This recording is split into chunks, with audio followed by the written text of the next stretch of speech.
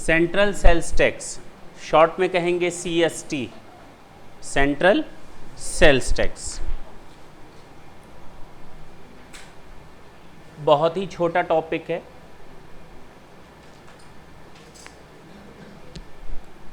अगर हम लोग बात करें टोटल सेल्स की, तो हम लोग टोटल 4 तरह की सेल या टर्नओवर करते हैं। कितने तरह की? पहला कहलाता है इंटर स्टेट सेल, सेकंड कहलाता है इंट्रा स्टेट सेल्स, थर्ड है sales in course of import, और फोर्थ है sales in course of export. अगर कैटेगरीज बांटी जाएं किसकी? सेल्स की, there are 4 types of categories. First category है तुम लोग की इंट्रा स्टेट सेल्स। ये इंट्रा स्टेट सेल्स क्या होता है? ये होता है विद इन स्टेट सेल करना, विद इन स्टेट सेल करना, एक ही स्टेट में एक ही जगह से दूसरी जगह मूवमेंट होना, गुड्स का सेल करना, सामान को बेचना। इंटर स्टेट सेल क्या होता है? One state to another, one state to another, एक स्टेट से दूसरे स्टेट में सामान का मूवमेंट होना, गुड्स का मूवमेंट होना। इंट्रा स्टेट सेल्स कहलाता है विद इन स्टेट सामान का मूवमेंट होना।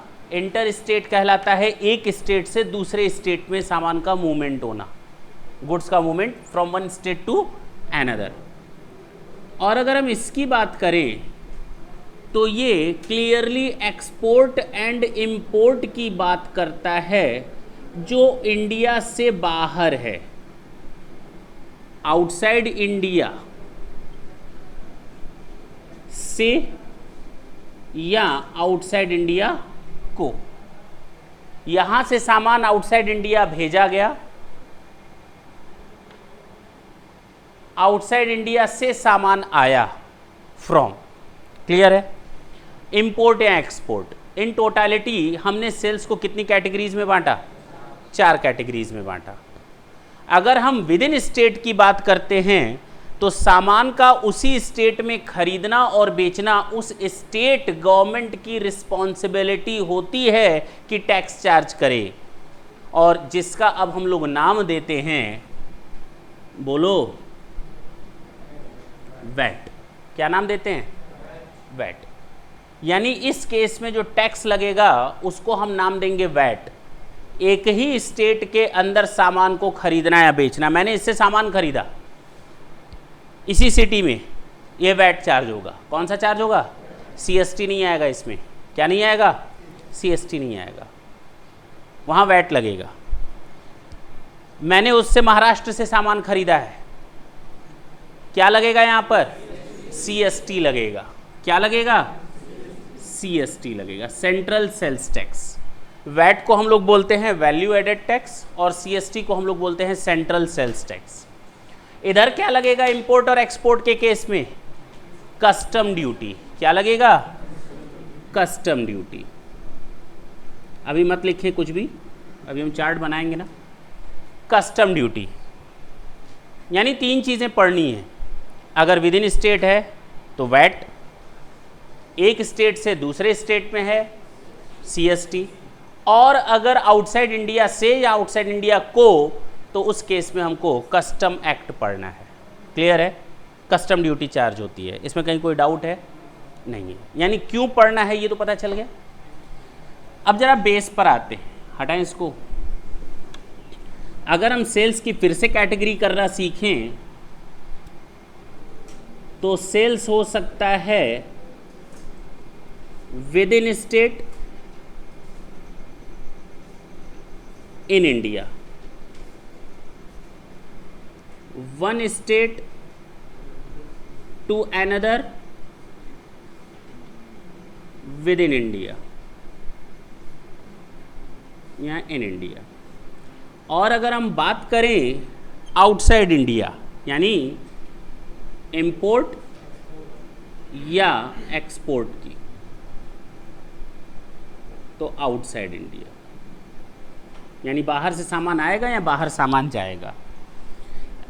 इसको हम चार्ज करते हैं वैल्यू एडेड टैक्स, इस पे हम चार्ज करते हैं CST और इस पे चार्ज करते हैं कस्टम ड्यूटी। क्लियर? इसमें कोई डाउट हो तो बोलो। पक्का? अगर हम कॉन्स्टिट्यूशन की बात करें, किसकी बात करें? कॉन्स्टिट्यूशन की बात करें, तो कॉन्स्टिट्यूशन ने 3 लिस्ट बनाई हैं टैक्स इंपोज करने के लिए, गवर्नमेंट को पावर दे रखे हैं। 3 लिस्ट बनी हुई हैं हमारे कॉन्स्टिट्यूशन में। कितनी लिस्ट बनी हुई हैं? गवर्नमेंट्स को पावर दिए गए हैं। पहली लिस्ट को हम लोग नाम देते हैं यूनियन लिस्ट। पहली लिस्ट को हम लोग नाम देते हैं यूनियन लिस्ट। सेकंड लिस्ट हमारी कहलाती है स्टेट लिस्ट और थर्ड लिस्ट कहलाती है concurrent list.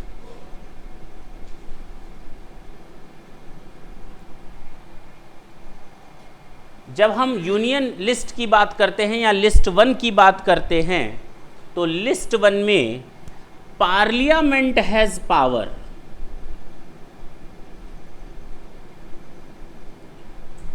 Exclusive right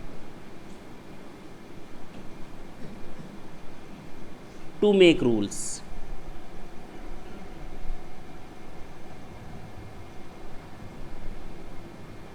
union list में गवर्नमेंट को पावर दिया गया है। कौन सी गवर्नमेंट? Government of India. और गवर्नमेंट ऑफ इंडिया का मतलब क्या? Central government. किसको? सेंट्रल गवर्नमेंट के पास ये एक्सक्लूसिव राइट है कि वो रूल्स बना ले। देखते होगे तुम लोग कि ये एक्ट पूरे इंडिया पर एप्लीकेबल होता है, like your income tax act. हम लोगों ने देखा था सेक्शन 1 में साफ साफ लिखा था, it is equally applicable through out India excluding including Jammu and Kashmir. ऐसा तो नहीं देखा था हम लोगों ने। हम लोगों ने देखा था इंक्लूडिंग जम्मू एंड कश्मीर, उसमें तो कुछ लिखा ही हुआ नहीं था, यानी कि पूरे इंडिया पर including Jammu and Kashmir income tax act applicable होता है। देखा था? हाँ या ना? वो गवर्नमेंट के पास पावर कहाँ से आया? Union list. अगर हम सर्विस टैक्स की बात करें, किसकी बात करें? वो भी सेंट्रल लेवल का टैक्स है, वो भी यूनियन लिस्ट से आया है। कहाँ से आया है? यूनियन लिस्ट से आया है। लेकिन उसने कहा है कि this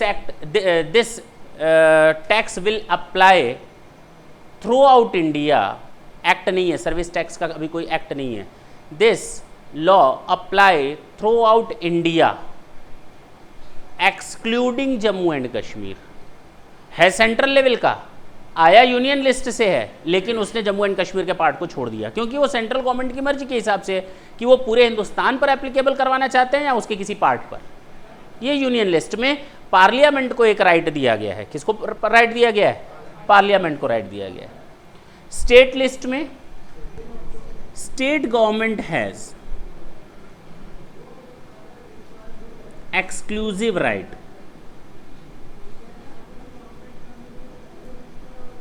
to make rules.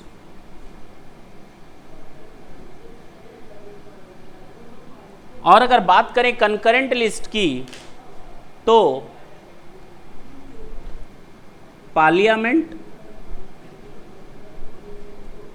Plus state government दोनों मिल करके जब कोई फाइनल करते हैं एक्ट, तो उसको हम कहते हैं कंकरेंट लिस्ट। बोलो भाई, पक्की बात है? अब जरा देखते हैं यूनियन लिस्ट में कौन कौन सी एंट्रीज आई थी। एंट्रीज स्टार्ट होती है एंट्री नंबर 82, 83, 84, 92A, 92C, 97। ये एंट्रीज हैं जिस पर डिफरेंट क्या लगे हैं? टैक्स लगाए गए हैं। किसने? यूनियन लिस्ट ने। पक्का?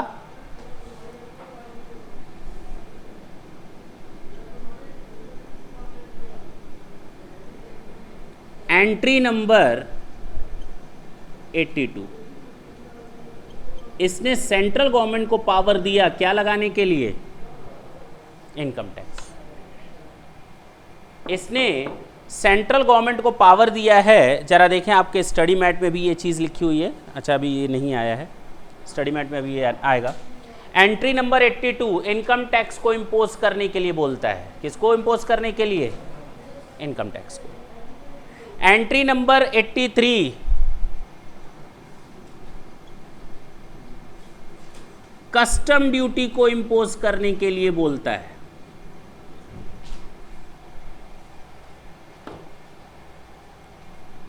ये हटा सकते हैं, लिखना है नीचे वाला, जगह छोड़कर लिख लो इसको, तुरंत लिखो। हम इसको हटाने जा रहे हैं, नीचे वाली लिस्ट हटाने जा रहे हैं। पूरा लिखें, जगह छोड़ देंगे 4-5 लाइन का बीच में।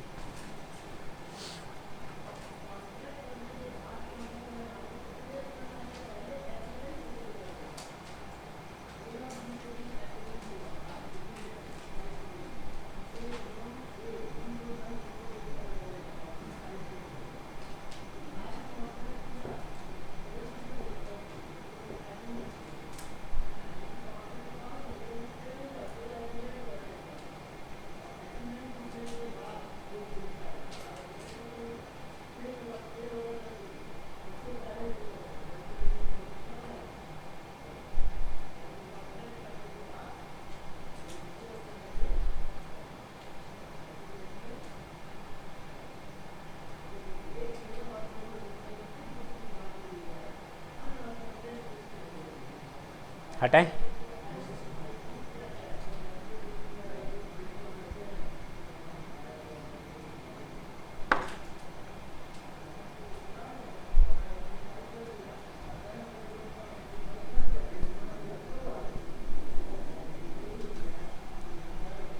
एंट्री नंबर 84, 82 ने इनकम टैक्स के लिए बताया, यूनियन लिस्ट को पावर दिया।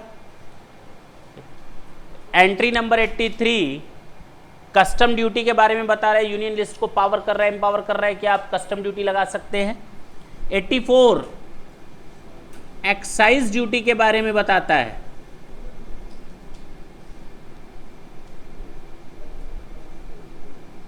$85 लिख लें आप लोग, कॉरपोरेशन टैक्स के बारे में बताता है।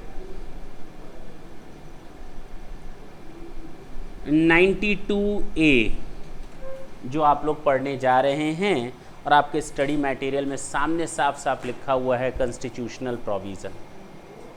लिखा है नहीं लिखा है? ये है हम लोग का entry number 92A, central sales tax. 92C service tax के बारे में बताएगा, और 97 जो है वो रेजिडुअरी एंट्री है। कौन सी एंट्री है? रेजिडुअरी एंट्री है, means matters which are not covered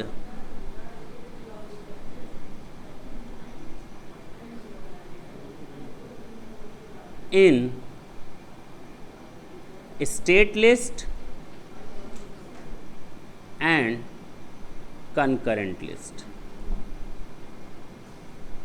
सोचो सेंट्रल गवर्नमेंट ने अपने पास एक ऐसा पावर रख रखा है एंट्री नंबर 97 के थ्रू कि वो कोई भी ऐसा टैक्स इंपोज कर सकती है जो इसमें न शामिल हो, जो इन एंट्रीज में नहीं है।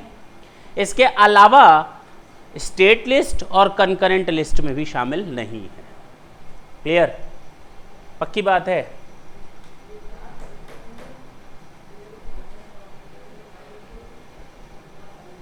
गवर्नमेंट कोई भी ऐसा टैक्स आपके ऊपर इंपोज नहीं कर सकती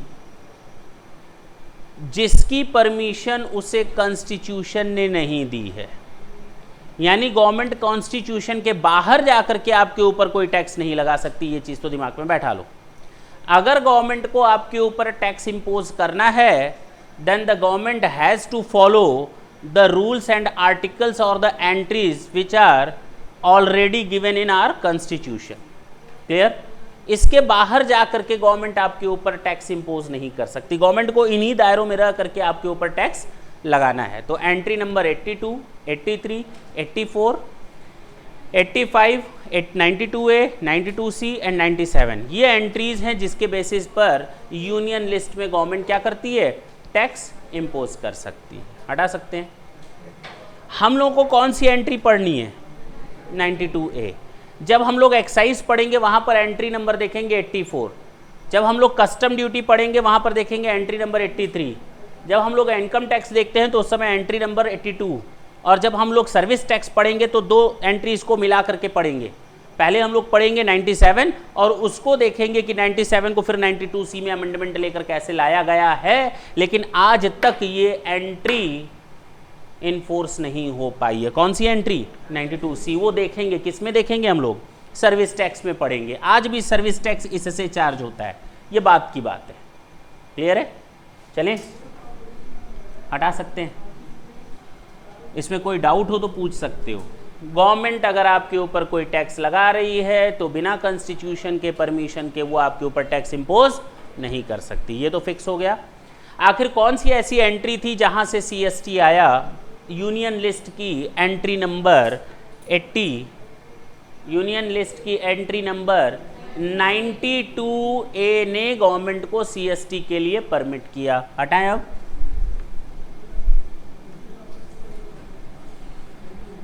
अच्छा, जब हम CST की बात करते हैं, सेंट्रल सेल्स टैक्स की बात करते हैं, जब हम सेंट्रल सेल्स टैक्स की बात करेंगे तो हमेशा दिमाग में ये बात आएगी कि CST is very much applies only in those cases where the movements of goods is from one state to another. ये तो पक्की बात है। हम विद इन स्टेट की तो बात ही नहीं करेंगे। जब भी हम विद इन स्टेट की बात करेंगे वहां पर वैल्यू एडेड टैक्स की बात करेंगे। और एक ही स्टेट में सामान का खरीदना और बेचना उस स्टेट गवर्नमेंट की लिस्ट या उसके स्टेट गवर्नमेंट की राइट की बात होती है कि वो अपने ऊपर किस सामान पर टैक्स लगाए या किस सामान पर टैक्स न लगाए। हो सकता है, क्या हो सकता है, हो सकता है स्टेट गवर्नमेंट ने किसी सामान को परमिट कर दिया कि ये माफ है।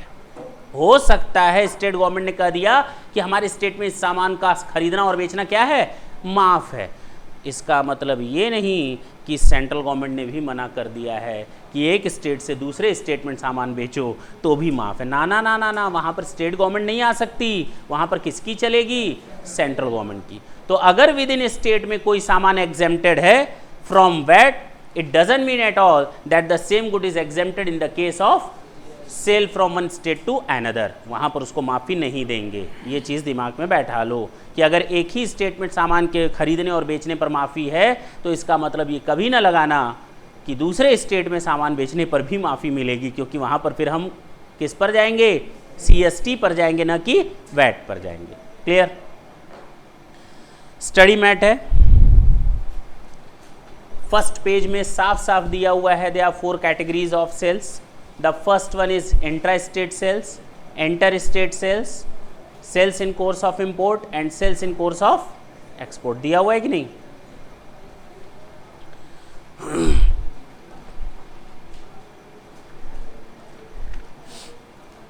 अगर हमने सामान को अपने ही स्टेट में खरीदा बेचा तो क्या CST लगेगा?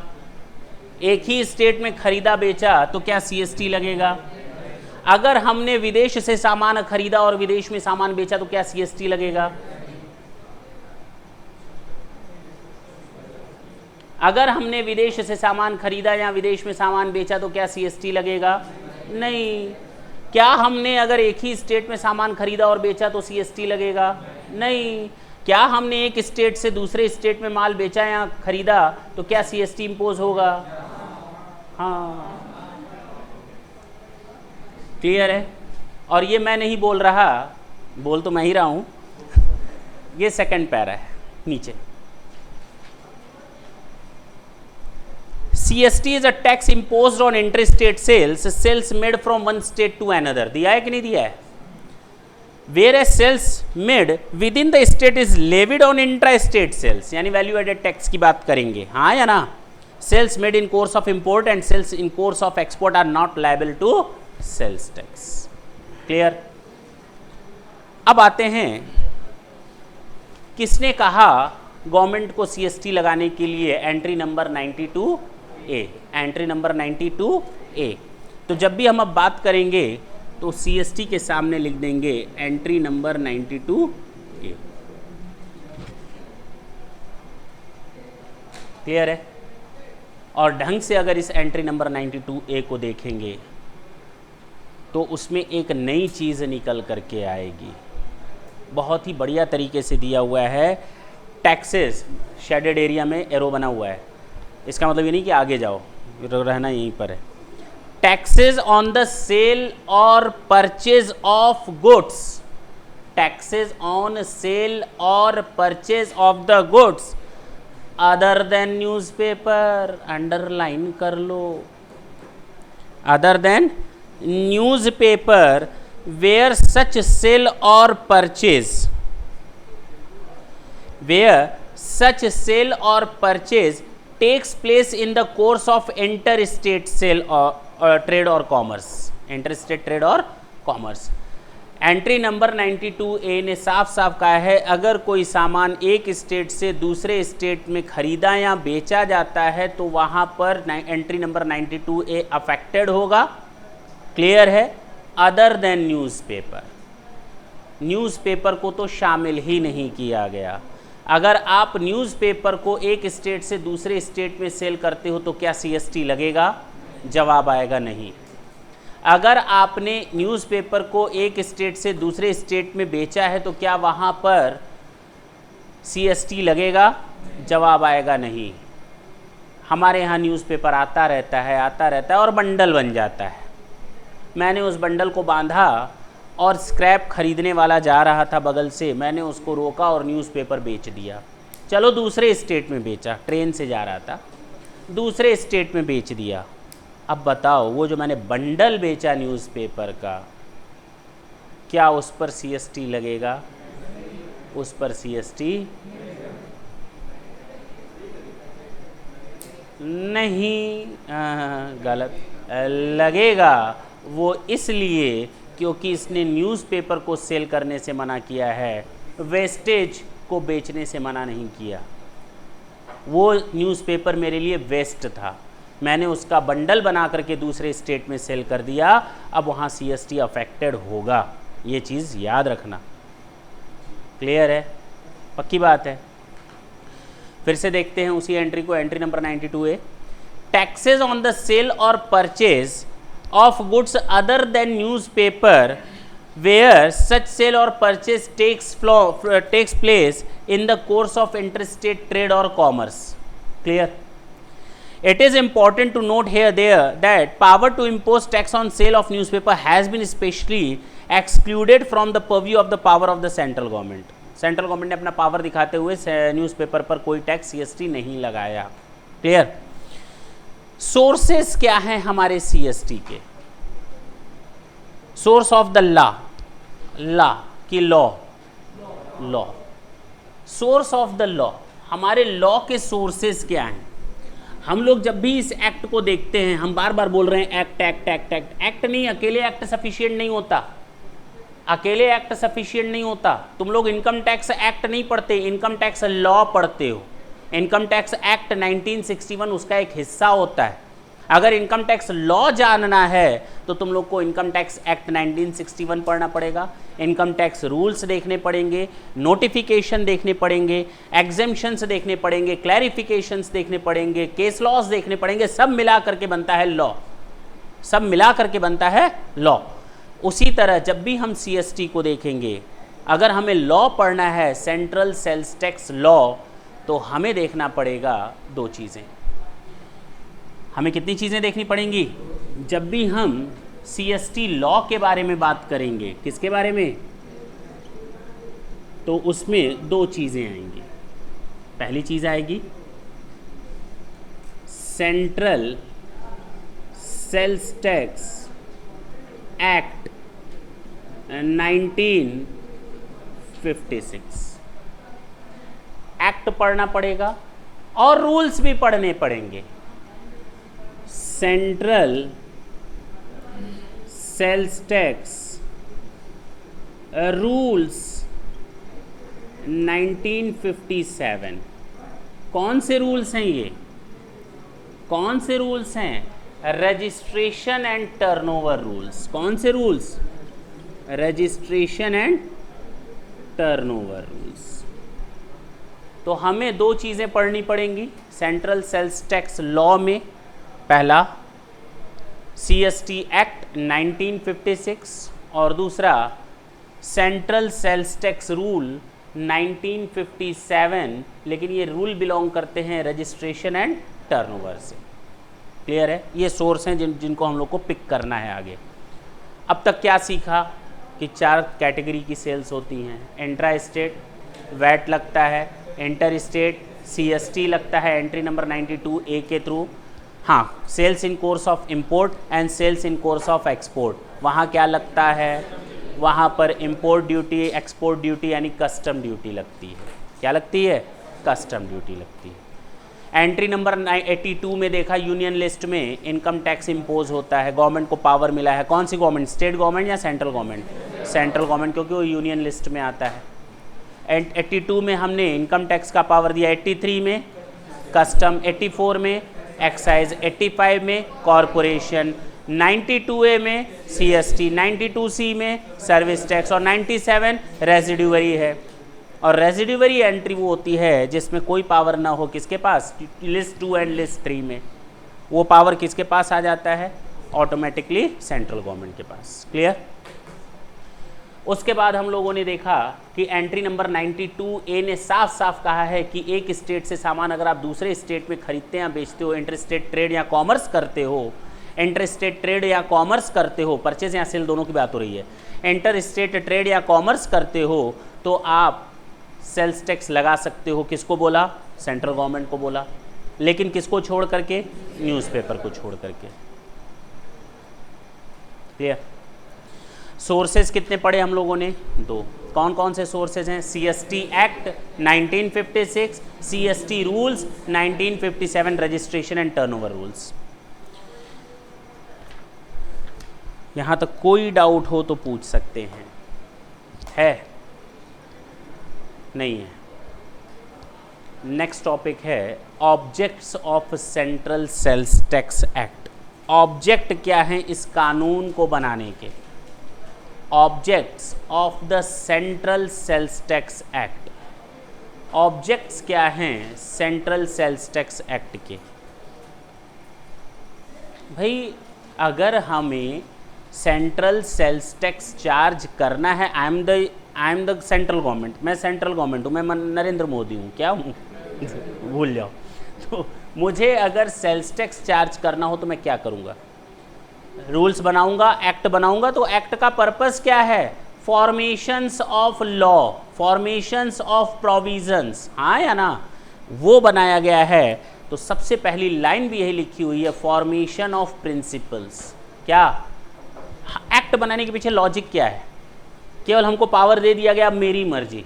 जब हम लोग गेम खेलते हैं, चेस वगैरह खेलते हैं या कैरम खेलते हैं, तो अपने रूल्स खुद बनाते हैं। बेईमानी किया, वो अपने रूल्स नहीं बनाना है यहाँ पर। वहाँ पर एक रूल सबके लिए इक्वली सेट करना है। तो सबके लिए इक्वली सेट करेंगे तो एक्ट बनाओ, एक्ट बनाओ। भाई घर पे गेम खेलना और टैक्स लगाना दोनों में अंतर होता है ना। तो उसके लिए एक रूल्स फॉर्मेशन, वो सेट प्रिंसिपल्स सेट करो। तो एक्ट के पीछे लॉजिक ये है, आप प्रिंसिपल सेट करें कि इस प्रिंसिपल पर आपके ऊपर टैक्स लगेगा, अदरवाइज नहीं लगेगा। तो पहली लाइन ही देखो तो वही लिखा हुआ है, formation of principles for determining. क्या डिटरमाइन करने के लिए आप प्रिंसिपल सेट कर रहे हो? किस वैल्यू पर, कब, किस वैल्यू पर, वाई, व्हाट, हुम, सब सारी चीज़ें आएंगी, सारी चीज़ें आएंगी। रेट्स आएंगे, कैलकुलेशन कैसे करना है वो आएगा, आएगा नहीं आएगा? As to when a sale और purchase of goods takes place in the course of inter state. आप बताओ कि कब कौन सा सामान एक स्टेट से दूसरे स्टेट में गया माना जाएगा। आप बताओ, वो प्रिंसिपल सेट करो कि आप कब कहोगे कि एक सामान एक स्टेट से दूसरे स्टेट में गया। पहले तो ये सेट करो। दूसरा, व्हेन अ सेल और purchase takes place outside a state or when a sale और purchase takes place in the course of import into or export from India. कब इंडिया से एक्सपोर्ट और इंपोर्ट माना जाएगा वो भी बताओ। तो कुल मिलाकर एक सेट करना है प्रिंसिपल। कौन सा सेट प्रिंसिपल करना है कि कब हम माने कि सामान एक स्टेट से दूसरे स्टेट में गया या एक स्टेट से दूसरे स्टेट में आया। दूसरा, provision for the levy collection and distribution. Tax किस पर लगाओगे, खरीदने वाले पर या बेचने वाले पर? प्रोविजंस बताओ। जब लगाओगे तुरंत वसूलोगे या लेवी आज करोगे कलेक्शन बाद में करोगे? लेवी कौन करेगा, कलेक्शन कौन करेगा? लेवी का मतलब होता है इंपोज करना, टैक्स लगाना। तो लेवी कब होगा और कलेक्शन कब होगा? लेवी किसके ऊपर हो गया, क्या कलेक्शन भी उसी से होगा? क्या जब लेवी होगा कलेक्शन भी उसी समय होगा, या लेवी आज होगा कलेक्शन बाद में होगा? लेवी तुम पर हुआ, कलेक्शन किसी दूसरे से हुआ। अरे सेट करो ना प्रिंसिपल, हमें बताओ ना। तो provision relating to the levy collection and distribution of taxes on sale of goods in the course of interstate trade और कॉमर्स। पहली चीज क्या सेट की, प्रिंसिपल सेट किए, कब माना जाएगा इंटरस्टेट ट्रेड हुआ। अच्छा, दूसरा क्या सेट किया, levy collection and distribution of tax. तीसरा क्या सेट किया, declaration of certain goods which are of special importance. किसी किसी गुड्स को मत लगाओ टैक्स, किसी किसी गुड्स पर टैक्स लगेगा लेकिन इस कंडीशन पर। वो स्पेशल इंपॉर्टेंस की चीज़ें अलग से डिफाइन करनी पड़ती हैं, उसके लिए प्रिंसिपल बनाना पड़ेगा, नहीं बनाना पड़ेगा। लास्ट छोड़ देते हैं। क्लियर है? आखिर इस एक्ट का पर्पस क्या था बनाने का? हमको अब इस एक्ट से सीखने को यही सब मिलेगा। क्या सीखने को मिलेगा? इंटरस्टेट ट्रेड या कॉमर्स कब माना जाए, कब होता है, सेल कब आउटसाइड स्टेट मानी जाएगी एक स्टेट से दूसरे स्टेट, लेवी क्या होगा, कलेक्शन क्या होगा, चार्जेस कैसे होंगे, हाँ या ना? ये सारी चीज़ें देखने को मिलेंगी। ज़रा देखें levy and collection, next topic. यहाँ तक कोई डाउट हो तो बोले। कुल कहने का मतलब ये कि सेंट्रल सेल्स टैक्स चार्ज होता है सामान को एक स्टेट से दूसरे स्टेट में सेल करने पर। क्या करने पर? सेल करने पर, इंटर स्टेट ट्रेड और कॉमर्स करने पर। क्लियर है? अच्छा, किसी के दिमाग में आ रहा होगा, सर मान लीजिए मेरी एक ब्रांच दिल्ली में है, मैंने यहाँ से सामान उठाकर केवल वहाँ ट्रांसफ़र किया है स्टॉक का। देखेंगे, स्टॉक ट्रांसफ़र का केस अलग से डील करेंगे, ये सारी चीज़ें देखेंगे, कौन कौन से फॉर्म भरने पड़ते हैं, क्या उनकी प्रोसीडिंग्स होती हैं। ज़रा देखें आगे, levy and collection of central sales tax. Levy and collection, levy का मतलब इम्पोज भी होता है, इम्पोज करना। टैक्स कब इम्पोज होता है?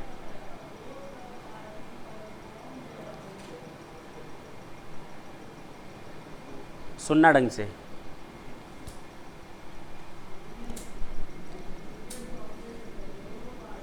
ये तुम लोग का दिल्ली है, एक्स यहीं पर, वाई यहीं पर। इसने इसको सामान बेचा, CST लगेगा या नहीं? वैट लगेगा या नहीं? वैट किस गवर्नमेंट के पास जाएगा? पक्की बात है। लेवी भी किया किसने? स्टेट गवर्नमेंट ने। इम्पोज भी किया किसने? कलेक्शन किसने किया? दोनों चीज़ें, लेवी एंड कलेक्शन, दोनों काम किसने किया? स्टेट गवर्नमेंट ने। पक्की बात है, हाँ या ना? जब हम बात करेंगे ये दिल्ली, ये MP, मिस्टर X और मिस्टर Y, इसने सामान यहां से यहां सेल किया। पक्का? दो गवर्नमेंट आ गई, यहाँ की स्टेट गवर्नमेंट और यहाँ की स्टेट गवर्नमेंट अलग अलग, और इन दोनों को धमकाने के लिए आ गई सेंट्रल गवर्नमेंट।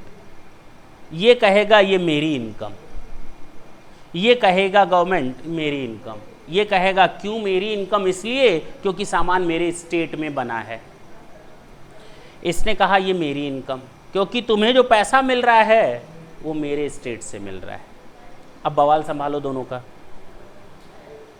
सामान खरीदना बेचना बंद कर दो, बवाल खत्म। सेंट्रल गवर्नमेंट का ऐसे नहीं चलता। आपके स्टेट में आपका राइट था, आपके स्टेट में जब तक सामान खरीदा और बेचा जा रहा था आपको राइट दिया गया था, वो आपका स्टेट लिस्ट में मौजूद है वैट के नाम से। लेकिन जब बात होगी एक स्टेट को छोड़ करके दूसरे स्टेट में सामान जाने की, तो भैया अब यहाँ पर स्टेट गवर्नमेंट का काम नहीं है, यहाँ किसका काम है? और सेंट्रल गवर्नमेंट ने रूल बनाया जहां से सामान चलेगा, जहां से सामान मूव होगा, क्या बोला मैंने? जहां से सामान मूवमेंट पकड़ेगा, बेटा टैक्स इंपोज कर दो उसके ऊपर। किसके ऊपर? एक्स के ऊपर या वाई के ऊपर? अरे एक्स के ऊपर। लेवी हो गया बेटा। लेवी किसने किया? इसने या इसने? ये बोला किसने कि जब सामान मूव होगा एक स्टेट से दूसरे स्टेट तो टैक्स लग जाएगा। ये किसने बोला? सेंट्रल गवर्नमेंट या स्टेट गवर्नमेंट? तो लेवी का काम किसने किया? लेकिन कलेक्शन का काम करने ये नहीं जाएगा। इसने कलेक्शन का जिम्मा छोड़ दिया। इसने कहा कानून तो मैंने बना दिया बेटा, स्टेट गवर्नमेंट को कहा अब तेरे स्टेट का बंदा है, पुलिस भी तेरे स्टेट की है, कानून व्यवस्था तेरे स्टेट की अपनी है, अब इसको संभालना तुम्हारा काम है। मैंने टैक्स लगा दिया, कलेक्शन का काम तुम्हारा है। बोलते क्यों नहीं? कलेक्शन का काम। मान लो अगर मैं गवर्नमेंट पहुंच गई, सेंट्रल गवर्नमेंट टैक्स दो, इसने कहा नहीं देंगे, क्या कर लेगा? ये दौड़ा दौड़ गए स्टेट गवर्नमेंट के पास कि हमको बचा लो, त्राहिमाम त्राहिमाम। प्रॉब्लम्स आएंगी। कहा कि ये सब छोड़ो, आप लेवी कर सकते हो, कलेक्शन का काम कौन करेगा? स्टेट गवर्नमेंट करेगी। कलेक्शन का काम कौन करेगा? State government. तो levy and collection of sales tax समझ में आया? Central sales tax. अगर ये वैट होता तो लेवी एंड कलेक्शन दोनों स्टेट गवर्नमेंट का काम था। लेकिन जब ये इंटर स्टेट ट्रेड या कॉमर्स होता है तो लेवी वहां होता है जहां से वो गुड्स मूव किया है, उसके ऊपर लेवी कर दो। और ये किसने बोला? सेंट्रल गवर्नमेंट ने। कलेक्शन का काम कौन करेगा इससे? State government. देखें levy and collection of central sales tax, next heading दी हुई है। Central sales tax extends whole of India. Although being a central legislation, it is levied by the central government. The state government of the state from which the movement of goods commence is empowered to collect it. बोला ना मैंने? बोलो। Levy CST payable by any dealer. ओहो, ये dealer कहाँ से आ गया sir? अभी तो आप लीडर नरेंद्र मोदी की बात कर रहे थे, ये डीलर कहाँ से आ गया? हम डीलर की ही बात कर रहे थे। सुन लो, कोई भी बंदा जो सामान को खरीदता या बेचता है उनको हम डीलर के नाम से जानते हैं।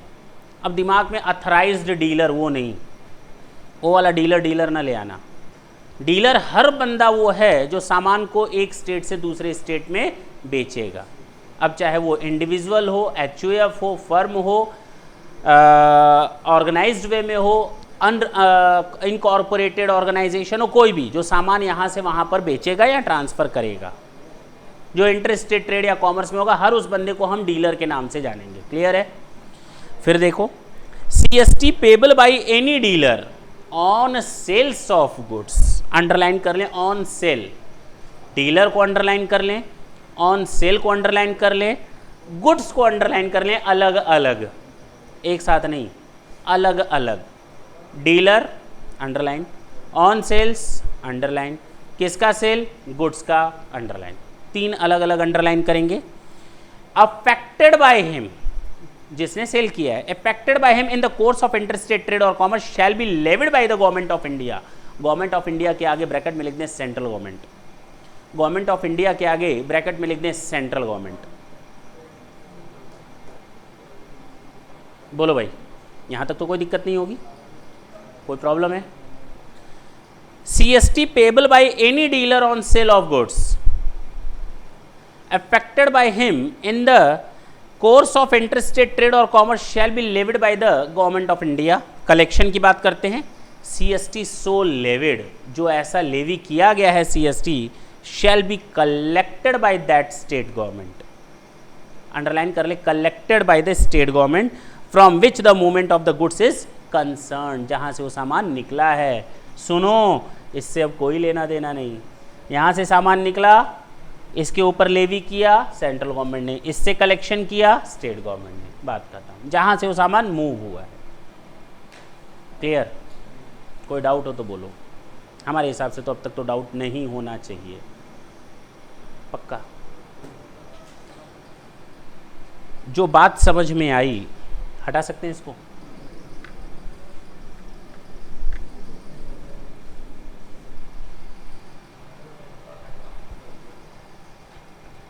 जो नट शेल में बात समझ में आई कि कोई भी डीलर जो सेल करता है किसका, गुड्स का, कहाँ पे, इंटर स्टेट, उस पर CST चार्ज हो जाता है।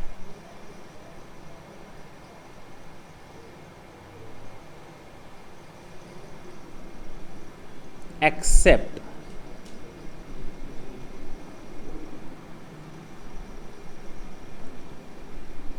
बताते हैं क्या, अभी मैं बताता हूं। एक लाइन की बात, क्या एक्सेप्ट, क्या दैट हर जगह न्यूज़पेपर, अरे वो तो एंट्री नंबर 92A ने मना किया था कि न्यूज़पेपर पर CST नहीं लगता। हम यहाँ पर हर जगह 92A को नहीं ला रहे, वो ख़त्म हो गया, किस्सा कहानी वहीं ख़त्म। यानी न्यूज़पेपर पर तो हम CST लगाएंगे ही नहीं, वो हटा दो, कहानी ख़त्म हो गई उसकी। अच्छा, अगर कोई डीलर है इंटर स्टेट ट्रेड करता है या कॉमर्स करता है किसका, गुड्स का, तो उसके ऊपर CST लगेगा। इसको हम लोग कहते हैं किसके किसके प्रोविज़न के तहत, CST एक्ट के प्रोविज़न्स के तहत। किसके प्रोविज़न्स के तहत? CST act. और इसको हम लोग कहते हैं charges of central sales tax. इसी को कहते हैं charges of central sales tax. देखें इधर, डीलर है, सेल किया है किसका, गुड्स का, कहाँ पे, इंटर स्टेट ट्रेड, एक्सेप्ट फलाना मैं अभी नहीं बता रहा, देखना भी मत, एक्सेप्ट फलाना, और लास्ट में लिखा होगा कि subject to the provisions of the CST। इसको हम कहते हैं चार्जेस ऑफ CST। ये चार्ज है, यानी अगर इस एक्ट को आगे तुम लोग को बढ़ना है, पढ़ना है, तो हमें इसको पूरी तरह समझना पड़ेगा। क्या समझना पड़ेगा? डीलर क्या होते हैं, सेल्स क्या होती है, गुड्स क्या होते हैं। पहले तो ये तीन चीज़ें समझ लो ना, पक्का ना? क्या क्या समझेंगे? Dealer definition, sales definition, goods definition. आगे चलकर हमको और भी चीज़ें समझनी है। Sale in course of import, sale in course of export, ये भी समझना है। इंपोर्ट और एक्सपोर्ट के बारे में भी देखेंगे, लेकिन उसके बारे में डिटेल में नहीं कि हम लोग कस्टम ड्यूटी पढ़ने जा रहे हैं ना, हम यहाँ CST से रिलेटेड उसको देखेंगे। मैं पढ़ता हूँ इस लाइन को जो ये शेडेड एरिया में दिया हुआ है। Dealer is the person liable to pay CST। Clear? CST is levied on the sale of goods. Clear? Sale should be in the course of interstate trade और commerce. Clear? Liability is subject to the provisions of the act. बीच में लिखा हुआ है except. क्या लिखा हुआ है? Except on electrical energy. यानी यहां पे हम क्या हटाएंगे? Electrical energy.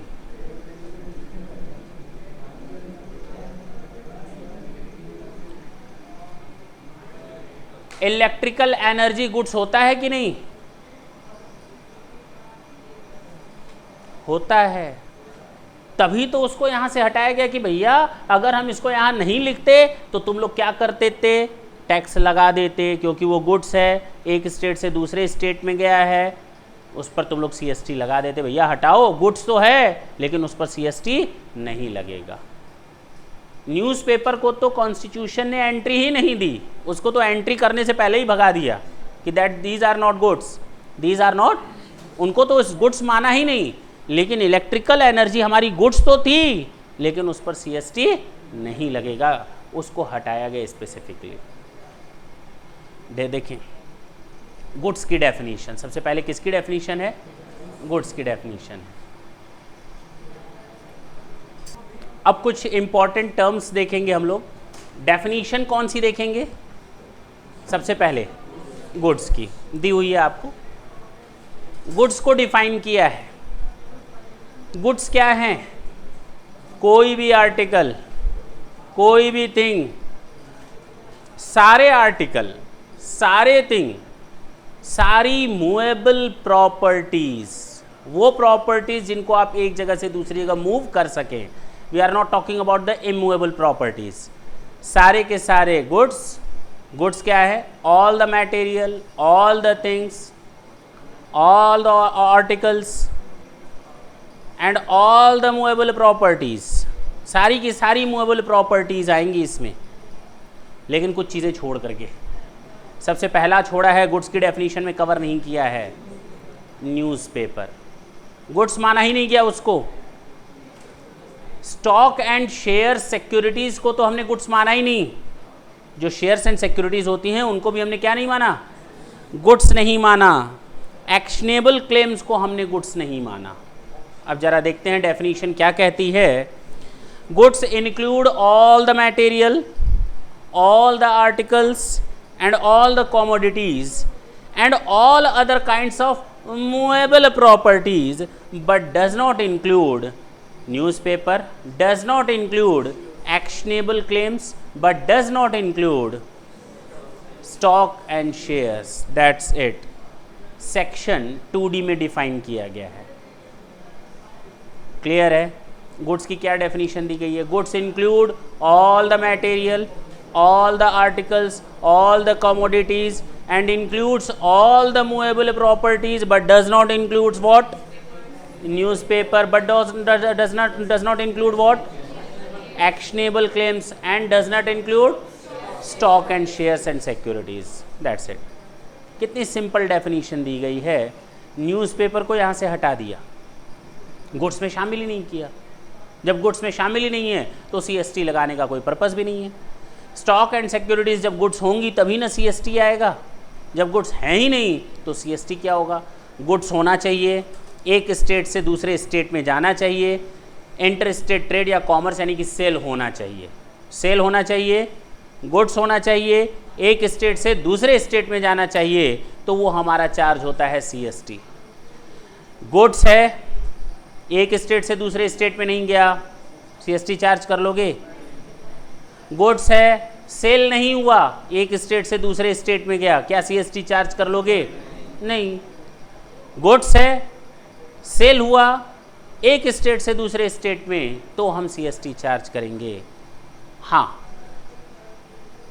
Charges of CST में इलेक्ट्रिकल एनर्जी को हटाया गया और गुड्स की डेफिनेशन से एक्शनेबल क्लेम, न्यूज़पेपर और स्टॉक एंड सिक्योरिटीज हटा दी गए।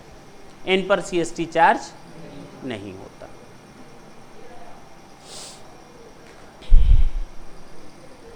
नीचे देखें, इलेक्ट्रिसिटी के बारे में नोट दिया हुआ है जो तुम लोग के दिमाग में बार बार कूदेगा। तो इसने कहा है इलेक्ट्रिसिटी गुड्स है, इसने बोला है इलेक्ट्रिसिटी गुड्स है। क्या बोला है?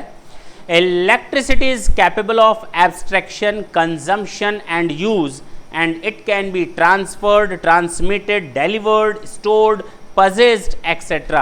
and therefore electricity is goods। लिखा है ना, electricity is goods।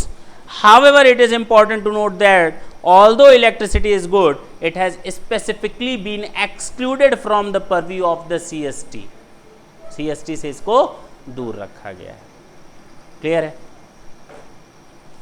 यहां तक कोई डाउट हो तो बोलो। एक दूसरा टर्म दिया हुआ है सेल। क्या दिया हुआ है? सेल। गुड्स तो समझ में आया, सेक्शन 2D है। क्या है सेक्शन 2D? क्या बोलता है? All the articles, all the commodities, all the materials and all kind of movable property, but does not include newspaper, actionable claim and stock and shares. That's it. Clear है? अब जो बोला इसने दूसरी चीज़ define की हुई है सेल। क्या डिफाइन की हुई है? सेल केवल एक तरह की नहीं होती, सेल दो तरह की होती, एक नॉर्मल सेल और एक deemed cell.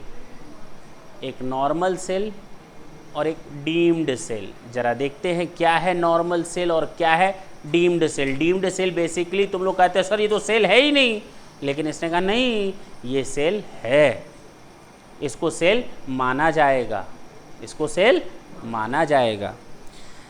Cells with its grammatical variation and cognate expressions means cells means सीधे सीधे बोलो cells means any transfer of property। cells means any transfer of property in goods। ओहो in goods, goods ऊपर जो अभी पढ़ा, any transfer of property in goods। goods क्या? सारी की सारी मूवेबल प्रॉपर्टीज। क्लियर है? Sale means any transfer of property in goods by one person to another. अच्छा, एक बंदा क्या अपने आप को सामान बेच सकता है? सेल तभी इफेक्टेड होगी जब दो डिफरेंट बंदे हों, एक मिस्टर एक्स दूसरा मिस्टर वाई। एक बंदा अपने आप को सेल नहीं कर सकता, अपने आप को मतलब अपने आप को सामान नहीं बेच सकता, नहीं तो अपने आप को तो बेच ही सकता है। तो एक बंदा अपने आप को सामान नहीं बेच सकता, गुड्स नहीं सेल कर सकता, वहाँ पर दो लोगों का होना जरूरी है। मैं नॉर्मल सेल की बात कर रहा हूँ, मैं डीम्ड सेल की बात नहीं कर रहा। मैं किस सेल की बात कर रहा हूँ? नॉर्मल सेल की बात कर रहा हूँ। तो sales means any transfer of property in goods affected or sell by one person to another for cash। पैसा दो, तमाशा ना देखो, पैसा दो सामान लो, पैसा दो और सामान लो। फॉर सेल और इन डेफर्ड पेमेंट्स, सामान दो पैसा बाद में लेते रहना। उधार सामान बेचना, हर महीने 10-10 हज़ार लेना ना, 30 हज़ार का सामान खरीदा है 2 महीने में दे देंगे, 1 महीने में दे देंगे।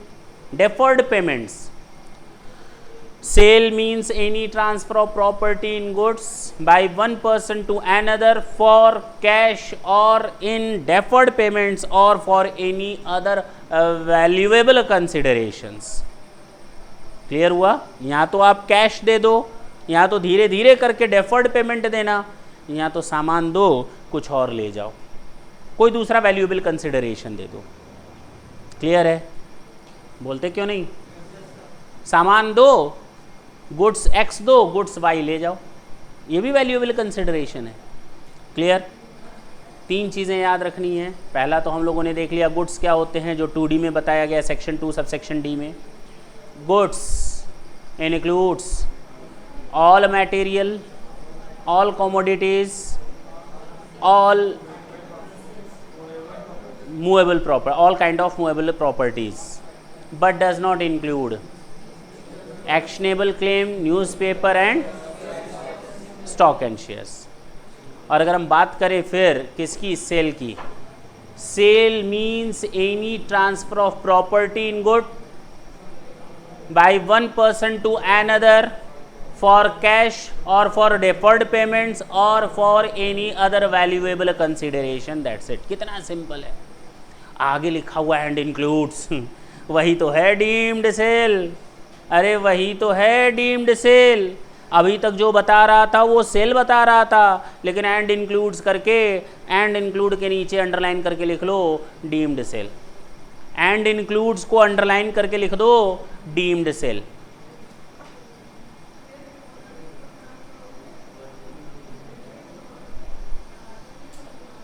क्लियर है? ये डीम्ड सेल क्या है? ये डीम्ड सेल, बोलो। सेल के बारे में हम लोगों ने देखा, ये सारे कैरेक्टरिस्टिक होने चाहिए। पहला, एक स्टेट से दूसरे स्टेट में, वो तो नॉर्मल CST चार्ज करने के लिए है। सेल का मतलब होता है transfer of property in goods. Transfer of property यानी मूवेबल प्रॉपर्टी, कोई भी आर्टिकल हो, कोई भी कमोडिटी हो, कोई भी थिंग्स हो या मूवेबल प्रॉपर्टी हो, कोई भी transfer of property in goods एक बंदे से दूसरे बंदे को कैश के अगेंस्ट। डेफर्ड पेमेंट्स के अगेंस्ट या वैल्यूएबल कंसिडरेशन के अगेंस्ट, उसको हम सेल मानेंगे। और इसमें शामिल है नंबर 1, जरा ढंग से देखना, क्या कॉन्ट्रैक्ट होना जरूरी है? छोड़ दो उसको, आगे एक पेज आगे लिखा हुआ है कन्वेंशनल डेफिनेशन, लिखा हुआ है ना। फिर से हम उसी डेफिनेशन को, जो अभी मैंने 2 लाइन पढ़ी थी ना अभी सेल की, उसी को फिर से डिफाइन यहाँ पर किया है। एंड इंक्लूड्स को डिफाइन नहीं किया है। किसको डिफाइन किया है? शुरू की 2 लाइनें। सेल होना चाहिए और पहला लिखा है there must be a contract. Underline कर लो मस्ट के नीचे, अंडरलाइन कर लो मस्ट के नीचे, यानी सेल होने के लिए ये तो तय रहा कि कॉन्ट्रैक्ट होना चाहिए। नॉर्मल सेल की बात मैं बोल रहा हूँ, हम डीम्ड सेल पर अभी नहीं आए। यानी डीम्ड सेल वो हो सकती है जहां 2 लोगों के बीच में कॉन्ट्रैक्ट न भी हुआ हो तो भी हमने उसको सेल मान लिया। अब क्लियर है? एक कंडीशन क्लियर हो गई। दूसरा, there must be a transfer of goods, transfer होना चाहिए गुड्स का। General property in goods must be transferred from buyer to seller and consideration must be paid. तो बायर और सेलर के बीच में एग्रीमेंट हो, गुड्स हो, ट्रांसफ़र हुआ हो एक स्टेट से अनदर स्टेट में। यहाँ पर CST चार्ज करने के लिए वो है नहीं इसमें, हम यहाँ केवल सेल को डिफाइन कर लें, इसलिए एक स्टेट से दूसरे स्टेट यहाँ पर इररेलेवेंट है। कंसिडरेशन दिया गया, तो नॉर्मल सेल क्या होती है? 2 लोगों के बीच में एग्रीमेंट हुआ हो, सामान को ट्रांसफ़र करने के लिए गुड्स होना चाहिए, ट्रांसफ़र होना चाहिए और कंसिडरेशन होना चाहिए, बात खत्म। ये हमारी नॉर्मल गुड्स है, नॉर्मल सेल है, ये हमारी नॉर्मल सेल है। तो यहाँ पर पहला जो 2 लाइन पढ़ा तो ये तो पक्का है against contract, there must be a contract between buyer and seller. लेकिन जो पहला एंड इंक्लूड्स का पहला लाइन बोल रहा है, जो एंड इंक्लूड्स का पहला लाइन बोल रहा है नीचे, एंड इंक्लूड्स के नीचे वापस आए, a transfer otherwise than a contract. ओहो, यानी बिना कॉन्ट्रैक्ट के भी सेल हो सकता है, उसको हम डीम्ड सेल बोलेंगे और उस पर CST लगेगा। फिलहाल हम यहाँ CST पर नहीं जा रहे, मैं बार बार बोल रहा हूँ, लेकिन चूंकि पढ़ रहे हैं इसलिए बार बार वहाँ ले जाना पड़ रहा है। इसको हम सेल मान लेंगे। क्लियर? और transfer otherwise than a contract, underline कर लें, other than a contract of property in goods for cash, deferred payment or other valuable consideration. यानी एक चीज़ मिसिंग हो गई। कौन सी चीज़ मिसिंग हो गई? कॉन्ट्रैक्ट। उसके बावजूद ये सेल माना जाएगा। दूसरा, ये भी सेल हो सकता है, डीम्ड सेल। दूसरा, अ transfer of property in goods involved in the execution of a work contract, involved in the execution of work contract.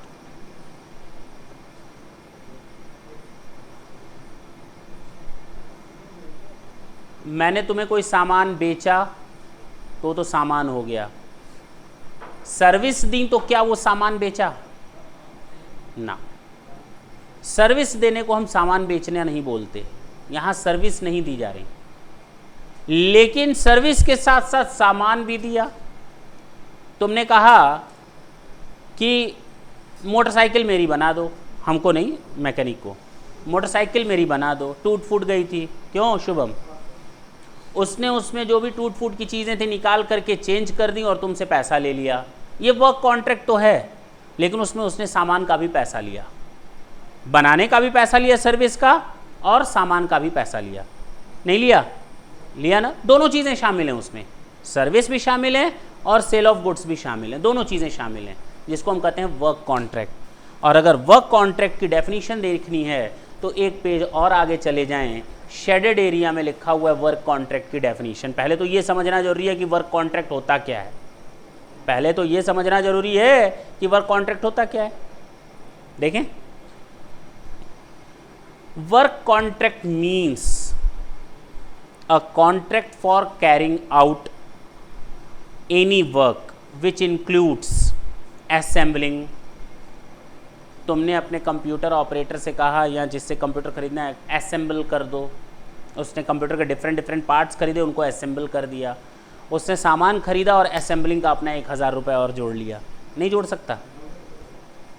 Includes assembling, construction, building, altering, manufacturing, processing, fabricating, erection, installation, fitting out, improvement, repair और commissioning of any movable और immovable property.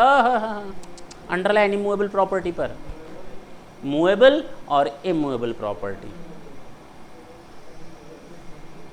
कोई भी ऐसा काम जो erection का है, installation का है, फिटिंग का है, बिल्डिंग का है, कंस्ट्रक्शन का है, रिपेयरिंग का है, ये सब हमारे वर्क कॉन्ट्रैक्ट में आएंगे।